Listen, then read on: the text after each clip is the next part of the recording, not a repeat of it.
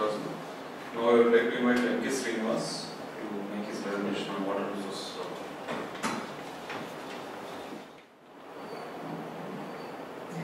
Good afternoon. So myself, I am M.K. Srinivas. I am working as a Chief Engineer in the National Water Development Agency, which is a part of the Ministry of Water Resources and Government of India. So being from Government of India, obviously my outlook will be at a country level.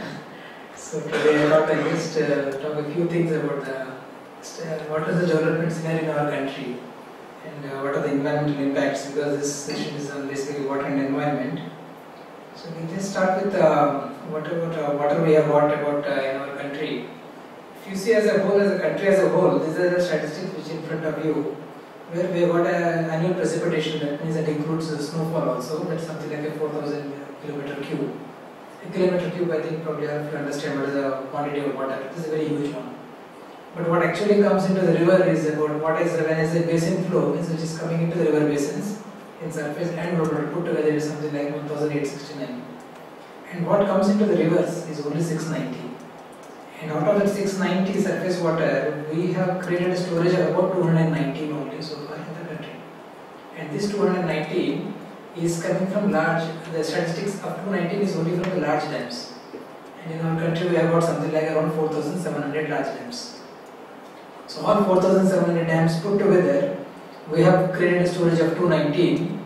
And if you see the next line, there is one dam called Kariba in Zambia and Zimbabwe.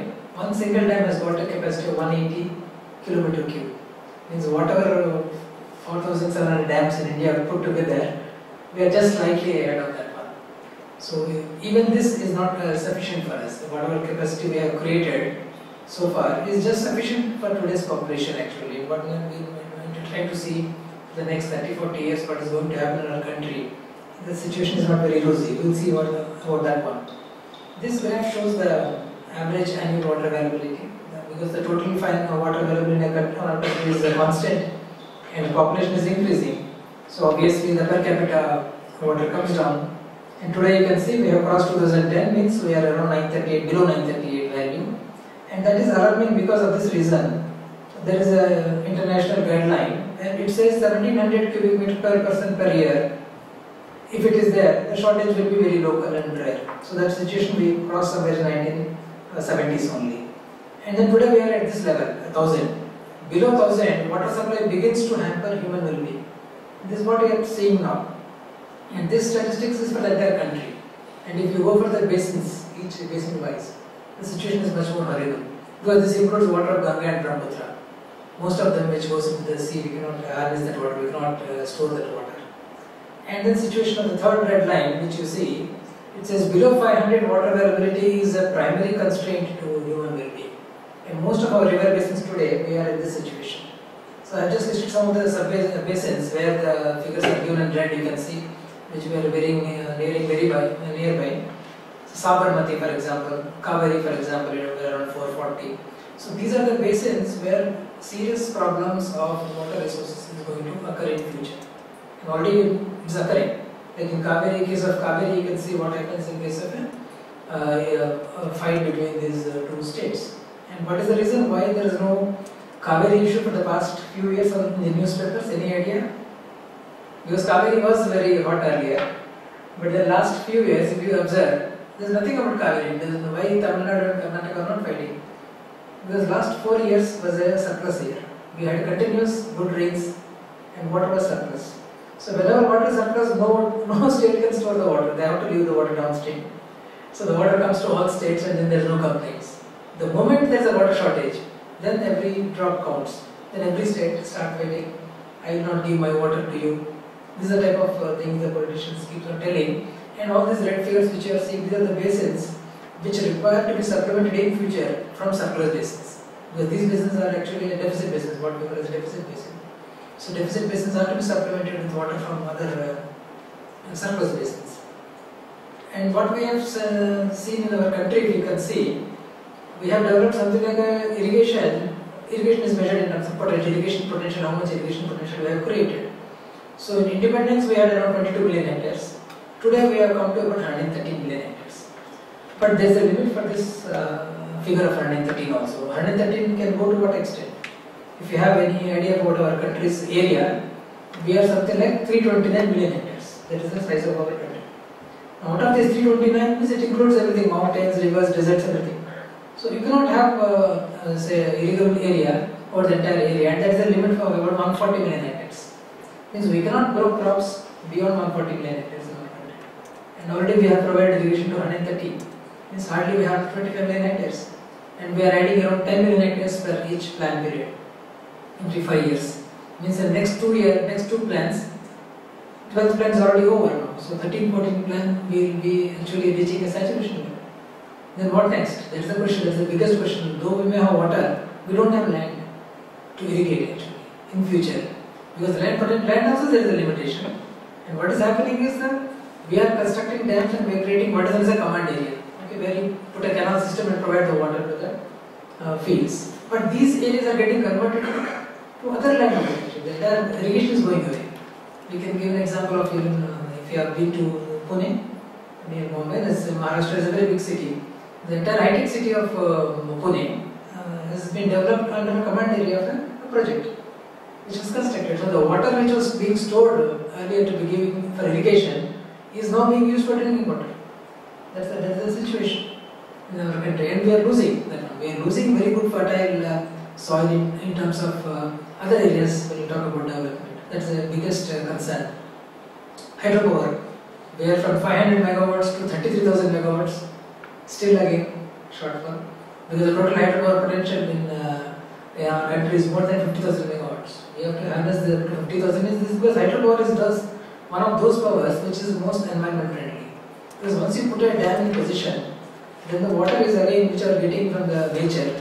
You simply catch the water and then you just make the water pass through the turbines and then get the electricity. And the water is again you are using the downstream areas. So we are actually not harming environment in terms of hydropower, but unfortunately what happened in 70s and 80s is we started giving importance to thermal power, because they were giving the result quickly.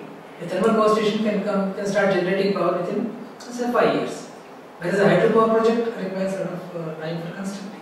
So somewhere down the line actually we lost the importance of this hydropower and the focus shifted to other areas. Though that is also required, I am not telling it is not required. Ideal situation is a ratio of around 60-40 is the ideal situation for hydropower and thermal power in our country. But today it is around 80-20 only. So 80 we are depending on thermal power, and 20 only we are getting from the hydropower, which is actually very disturbing. And hydropower has got one more advantage. One great advantage of a hydropower generation scheme is the peaking load of the electricity can be taken care by this hydropower. Because hydropower station, electric generation station can be switched off and switched on within no time.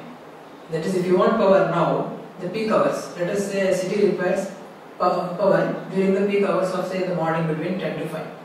Then you can start generating. Or if your requirement is in the night, then you can start generating in the night. Whereas the thermal station requires a lot of time to start and a lot of time to shut down, both. So thermal power, hydropower, that way for peak power, this is the best alternative solution. And many countries depend on this hydropower.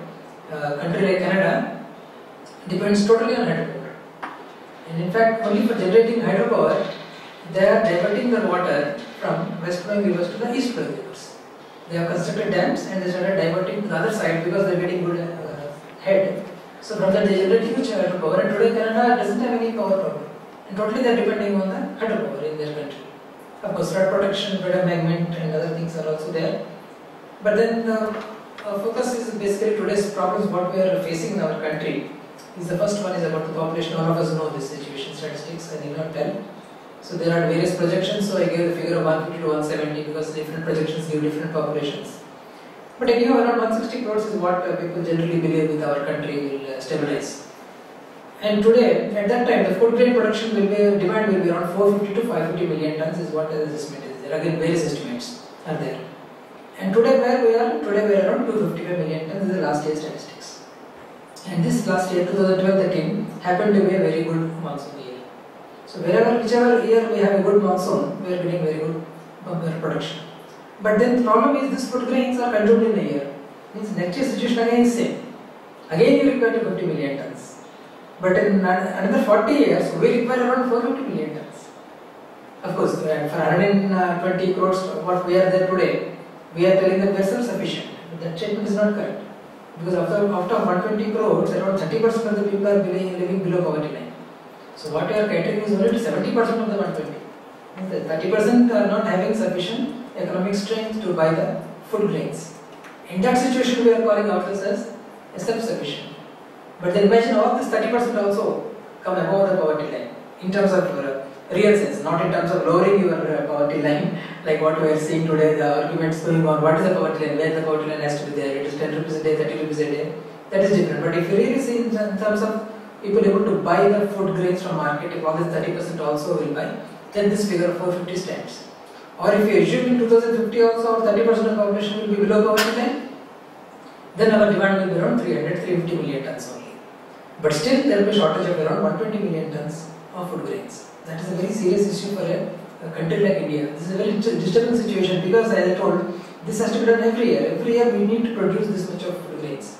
And where farming is taking actually a backseat nowadays because of other sectors which are coming, farming has taken a backseat. One problem, farmers are not getting the encouragement because they are not getting the money back for what they have invested.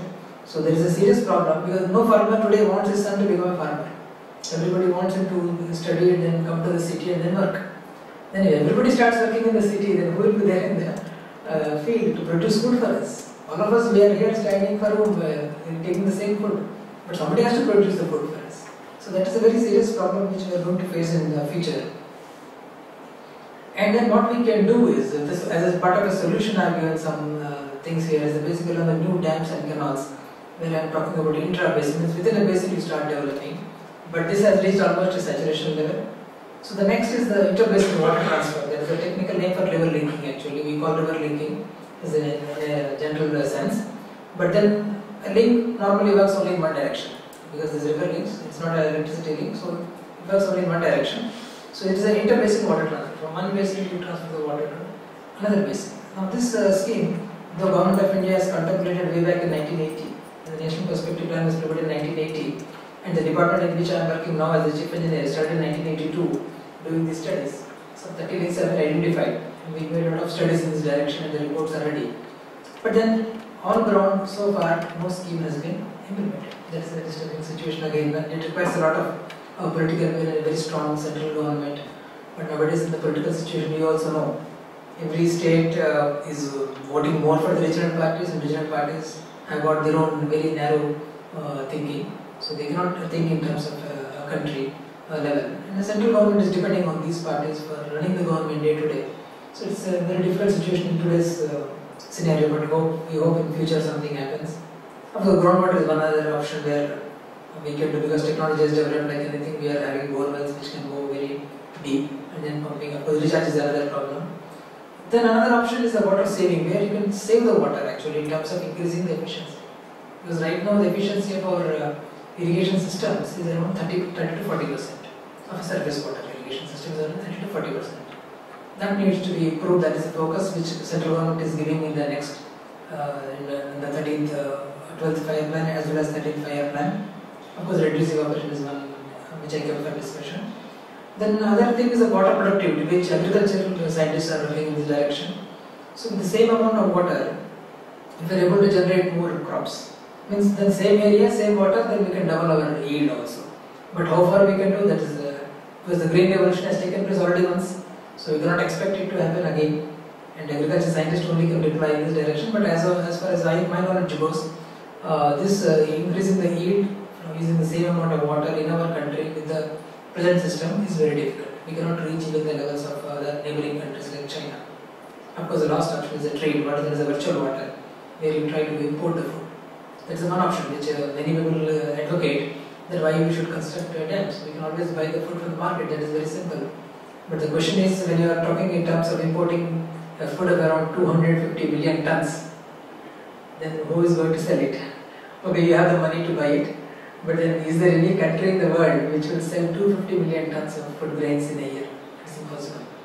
No country is producing so much food, because all countries produce food for their own consumption. No country produces for exporting it. Only a small amount only gets exported.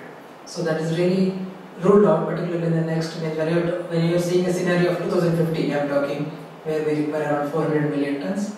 So it will be very difficult to get the food. So people, they say that it can be imported very easily, but then nobody is going to sell that much amount of food grains.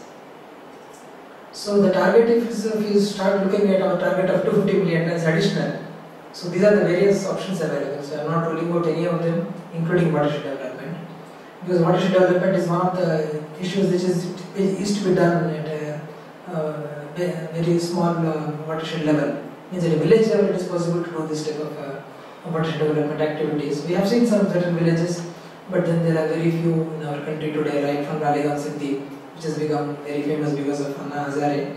Whatever he has done was wonderful there. So similar things that can be replicated throughout the country. That can be replicated really in terms of thousands and thousands. We have got so many villages. But then that watershed development again cannot really, you start looking at this figure of 250, it's possible to achieve. So all these things are to be implemented. And if you see the expansion of irrigation, the last one, the interbasin, if our interbasin schemes is implemented, we can get around 100 million tons.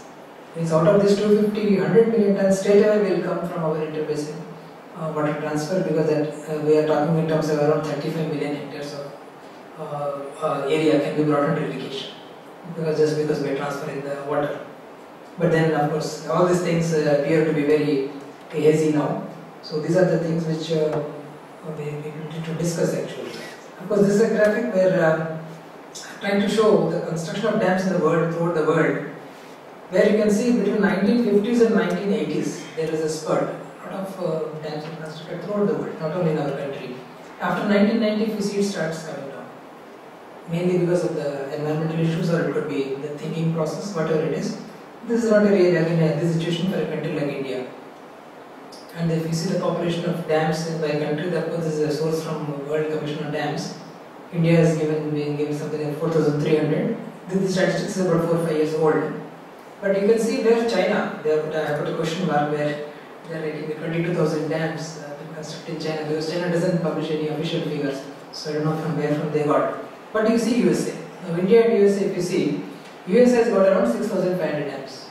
6,000 large dams, I am talking about large dams. And they have got 3 times our area, and they have got 1/3 of our population.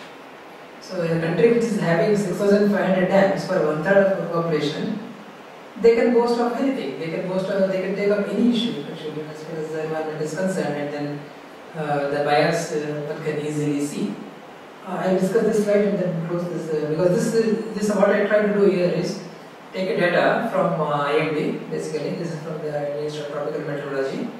These blue lines and red lines are basically the surplus and the deficits rainfall in the country from 1871 to 2001. 30 years of data we have taken. And then, if you see that red box which I have drawn here between 1950 and 1990, can you see how many red lines are there down below? And almost similar number will be there in this period also, between 1890 and 1930. 40 years. What happened in that 40 years? What happened in this 40 years? Everybody knows. A lot of famines took place in that period. 1890 to 1930, we had a lot of famines in our country, and a lot of people died in our country because there was no food. Because they were totally depending on rainfall, and rainfall was shortage in those years. Similar trend took place between 1950 and 1990 in our country, but then we don't find any famines in this period. And the only difference is the creation of the irrigation potential which was done, and the creation of storages. The storages are a must actually. Storages only help. These are statistics which will show how storages affect the entire country. Of course, the communication, one can always say in those days there is no communication, so we did not know that there is food shortage, so people were dying. But then even if the communication was there, the food itself was not available. You cannot transport the food to those areas. So this is one major difference where you can see very simple analysis to show that these storages which are created basically help in our country. Of course there are, but when I talk about dams, there are so many environmental impacts which I have listed a few of them here. But there are a number of ways of doing this, overcoming these negative impacts. We do what is known as environmental impact assessment studies for each project, and then the issues are sorted out. But then it's taking time. It's also adding to the cost of the project because so many things have to be taken care of the environment. But without disturbing the environment, we cannot do anything. Whatever the building which you are seeing has been constructed by disturbing the environment, obviously. Entire progress is done by disturbing the environment. So this water resource development that way affects the environment, but then these negative impacts always can be encountered very easily without any problem. This is what I just wanted to say about this thing. I think we have stuck in time, or we have exceeded my time. So any questions? We have got here. Do we have time for questions or no? Is there any questions? We can just yeah. Okay. Is your agency also asking for that? This talk of linking the rivers of the country for the water supply? Yeah. So is it also you? I mean, you didn't mention that. You were just mentioning focusing on the dams and hydroelectricity. But creating this network of rivers as part of taking care of irrigation and water problems of the country. Yeah, because this presentation was on the overall what is the development in our country. I did not focus on that area. But as you mentioned, it is actually slightly different from what you are thinking is there. Here, when we talk about linking of rivers, means we are transferring water from a surplus basin to a deficit basin by constructing a dam and a canal system. That's all. Okay, water gets transferred through a canal. But as the canal starts going and reaching another say state, another basin, en route also it will irrigate and it will transfer certain amount of water to the next basin. Okay, so that way water gets transferred from one basin to another basin. So I am not going the details here. Yes. You see your presentation and the theme of our conference, where you're talking about small experiments. Yes, this is I thought because being coming from that department, I said, okay, we are now talking in terms of. What we are trying to project. No, that's what. See, I'm telling the small, like when you talk about even rainwater harvesting, I told these are the things that are to be done, obviously. But unfortunately, in our country, what is happening is these two are taken as in a competitive manner. It's not like that actually. They are complementing each other. A big dam and a small dam are to always they complement each other. But then somehow we start to have a outlook as if we are talking in terms of celebrating each other. It's not a direct criticism of you, but what is key is when most of these presentations are taking place, just as you have mentioned about the dam in Champion. So the focus of your presentation is going to be how can we reach that level. That is what goes into the minds of the audience. Yes, but then also the planners also, when you are talking about things like this, it's not about how to revive local systems of knowledge, how to encourage local level sustainable practices. These things are never going into the minds of the planners. No, they go. That's what I'm telling. They go. See, when I told about a statistic which of course I did not mention about that irrigation potential which we created 130 million hectares, you know about 60% comes from minor dams. Only 40% comes from major and medium projects. So that's there is a misconception among the public that the planners don't care about this small things. No, that's not correct actually. Because these everything, like in our Ministry of Waters, if you see there are a number of schemes. Each scheme has got its own say allocation of money for different sectors. There is a scheme called RRR, that is restoration, rehabilitation and renovation of small dams. So same ministry which talks about big dams also talks about this scheme also. So we are not that focused on this, but it's a general mindset in the public that when you talk about a dams, you are eliminating other options. That's not correct. That's why I listed all the options which include rainwater harvesting as one of the options. Because these, if they are at village level, it can take care of some of the quantity of our food needs. It may not cater to entire 250. In the beginning of your initial slides, you were talking about 4,000 That is the quantity of water. Yeah. How much of it is actually getting as rain? The short precipitation is rain. 4,000 includes snowfall. That is the rainfall we are getting in that. If we are actually to kind of tap into that kind of resource and at local level, in a micro level this thing. Yeah. So do you think that that will kind of solve most of the problems? No. Because the statistics which I have presented, that is the reason. See, these local things, whatever are done, they have to be done certainly, obviously. But they cater to the local needs only, that will not be sufficient at a country level. It cannot be possible. And because after this 4,000, as I told, 1869 is only what we can use. Okay. Remaining things we cannot use that water. And from 1869, only 690 flows into the rivers. And out of 690, you are able to save only 220. Means where is the 400 going? 470 is going into the sea. Because you cannot have storage. It's like in your house, you are getting say water in your house for about 1 hour and you have got only 2 buckets to store. You can store 10 buckets, but you have only with you 2 buckets. So what happens to the remaining 8 buckets? It will go out. The same thing is happening for catch. It's impossible for us to say catch the entire water. In fact, there has been a very good paper also on one of these, it's very wide thinking about the interlinking. Somebody said once you start interlinking the rivers, it will have effect on the river sea, the Bay of Bengal, the rainfall pattern will be affected. That type of a projection has been made, that is totally absurd. Because the quantity of water which we are going to divert with this interlinking also is something like only 100 BC, 100 km cube only. And what goes into the sea is something of the order of 4,000. So it's actually, people somehow get carried away by this type of things. And of course, as you told, I saw your theme and then I saw this one. Then I thought, okay, I'll make this presentation because this also needs to go into the minds of the people that the government is not only for these major things, but yes, major things get attention, obviously. Yes, a project like Satasar or a project like Polavaram always will be in the news. For whatever reason, I do not know. But these 2 dams, I am finding it, particularly Satasar project, has been going on for years because of the activism. The project was stalled actually. It went up to Supreme Court, and Supreme Court finally gave clearance. So at every step they had to go to Supreme Court and get the clearance. So what happened ultimately was a delay. A delay in the project execution means cost is nothing like that. Then like Satasar project, you cannot replace with 1,000 say, like what understanding schemes or the other way. Both are required.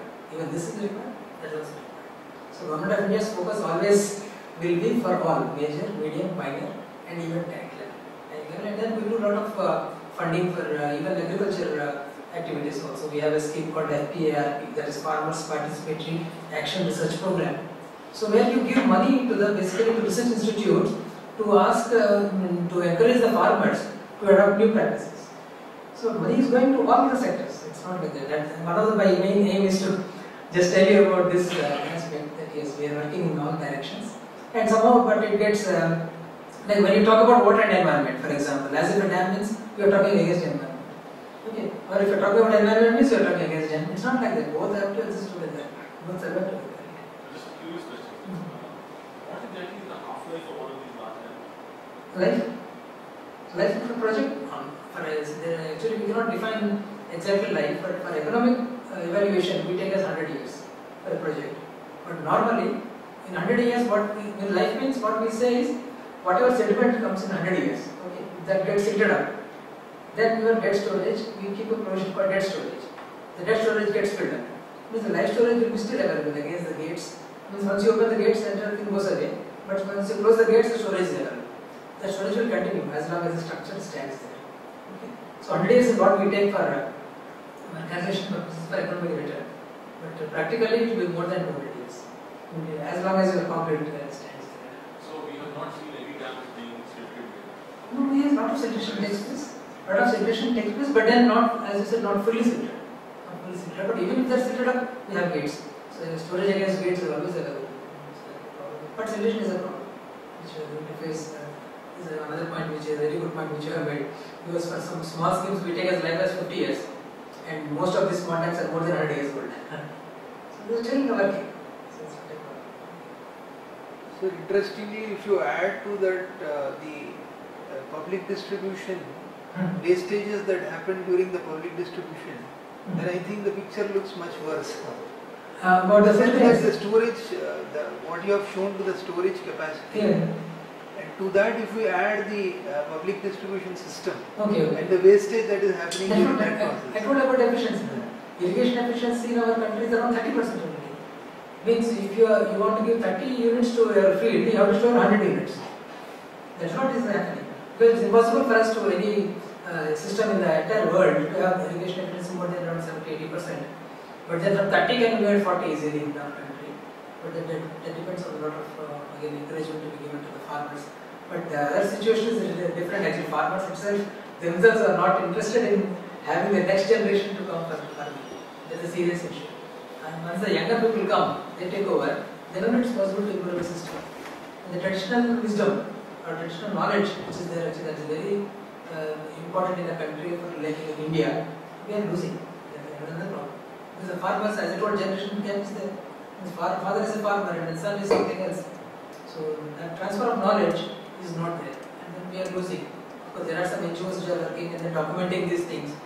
but then implementing them in the field again will be very difficult, and we are losing that, and that in future it's going to add problems to us actually. Because the problem is our size of our country, and it's very difficult for a country like India with so much of population where you should have this much of food grains, and you can, if there is even a shortage of even say 10% food grains in our country, you can see the chaos.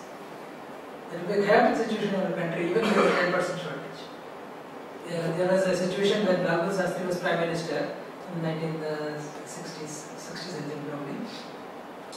India was at that time requiring around 120 million tons of food grains, and we had a shortage of 11 million tons. Only 11 means around 10% shortage. That created a big chaos in the country. Food was distributed through ration shops only. Rice was available, sugar was available through ration shops, and Lal Bahadur Shastri had to appeal to the people to fast for 1 day in a week. He said it will help your health and also help me. And there was a situation where we had to beg the USA to divert some of the ships which are going, because the shipment itself takes about 6 months to reach in those days, to reach from USA to our country. Means once you place order, it takes about 5 to 6 months to reach the country. And the situation was so worse at one stage in those days, the food grains were just sufficient for 6 weeks in our country. So we had to virtually beg USA, and then they diverted some of the food grains which are going to some other countries to us, and then the situation improved. That's only 1 year shortage. 1 year shortage was there. So you can imagine what happens to our country. Because of the large size, the size is a big problem. Governance is a big issue. 1998 you finished paying that. 1998? Okay. Whatever we had taken is 67. That is information to me. Incidentally, compared with Zambia and Zimbabwe, I guess in the Human Development Index, we are no better than Zambia and Zimbabwe. No, that actually I tried to show a slide only to show that there are dams in the world which are of that size. Aswan Dam, for example, Egypt has got something like 170 kilometer cube of storage. Means whatever you are talking in terms of 4,000 dams put together, one dam is there. That I call the large dam, not these dams. What are there with us today, I don't call them as a large dam. That's only the statistics, just for the purpose. Representations. I think we have already overshot the time. Thank you very much.